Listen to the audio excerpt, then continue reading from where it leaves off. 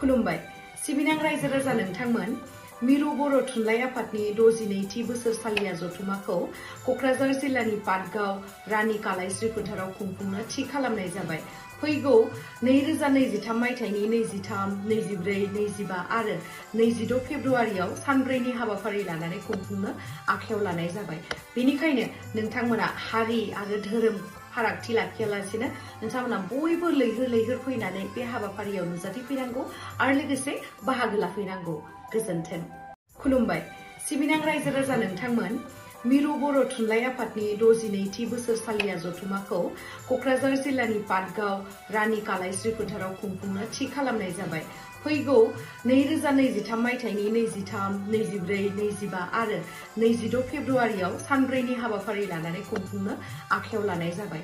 बेनिखायनो नोंथांमोना हारि आरो धोरोम फारागथि लाखियालासेनो नोंथांमोना बयबो लैहोर लैहोर फैनानै बे हाबाफारियाव नुजाथिफैनांगौ आरो लोगोसे बाहागो लाफैनांगौ। गोजोन्थों।